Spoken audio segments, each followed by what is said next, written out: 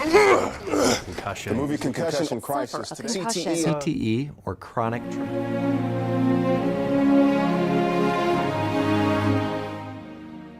Hello, my name is Will Schmutz and I will be your host today. Football represents America's pastime and is by far the nation's most popular sport today. However, the growing problem of concussions is causing players to retire early and the National Football League to be under constant fire.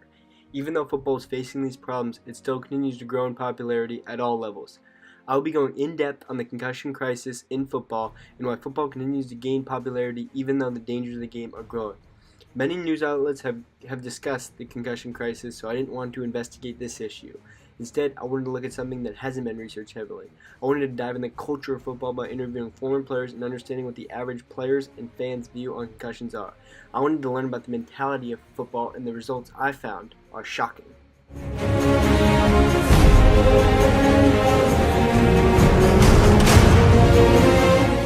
First, I want to give you some background on the concussion crisis.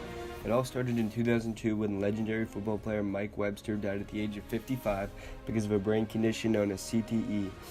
An article was released shortly after saying that football players were at an increased risk of getting CTE because of the constant helmet-to-helmet contact they make on every play. The NFL tried to hide information about concussions from the public, and shortly after these articles were published, the NFL fired back with evidence of its own trying to prove concussions weren't an issue in football. However, according to the Union of Concerned Scientists, the papers that the NFL posted were rejected by peer reviewers, editors, and even some of the authors. Ever since Webster's death, the NFL is trying to combat the concussion crisis, and much news has been posted about it. Popularity in football still hasn't decreased, however, and I want to get to the bottom of it.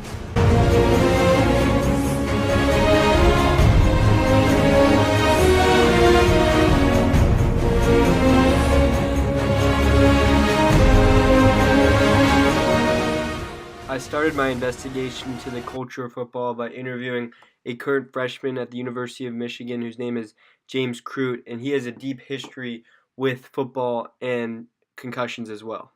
Football is my favorite sport. I started playing in second grade, tackle football in second grade, and played every year until senior year, or after senior year of high school. I got officially diagnosed with one in 7th grade one time, and then I'm sure I had a few along the way in high school. I then asked James about the culture of concussions in football and how players seem to view them as non-serious injuries, and his response to that was what I expected. I think that concussions are really dangerous and serious, but I think that football players feel like they're letting their team down, I guess, if they're sitting out because of a concussion. So I'm not saying they're not serious, but people fight through them, I think, because they want to do it for their team. Players don't want to let their teammates down. That message from James Crute stuck in my head, and I wanted to see if this was true for all football players. According to interviews by Mike Network Incorporation, number of football players state that they must condition themselves to play through all types of injuries. They said that players who get injured a lot are labeled as soft, and that decreases a player's reputation around the team. Oftentimes, when players are out with concussions, teammates think it's because they want to skip practice, and these players' actions are viewed negatively. Players fight through concussions because they don't want to lose playing time, so they don't give their brain enough time to heal. If a player were to get concussed again, this is when long-term brain injuries happen, and their health may never be the same. Players must change their attitude towards concussions because fans will always view concussions the same way as players. Until the attitude around concussions changes, no more rule changes will be implemented, and the game of football will continue to cause CTE for all of its players.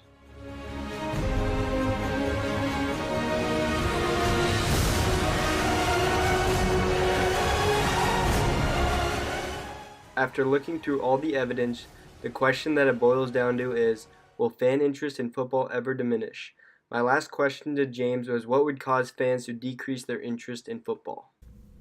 I think fans don't care that much, as opposed to maybe players and families of players who are people who are actually being affected by it. Because fans probably just want to see the big hits and all that, but there can still be plenty of that even with the change rules.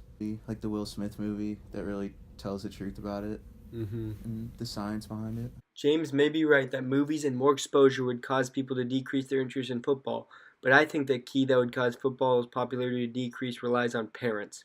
If parents start to realize that football can cause long-term health problems to their kids at a young age, they wouldn't let their children play youth football, which would decrease the talent pool at all levels of football leading up to the NFL. The NFL would become less talented and not as exciting to watch, leading directly to decreased fan interest. This would force the NFL to make major rule changes that promote a safer game.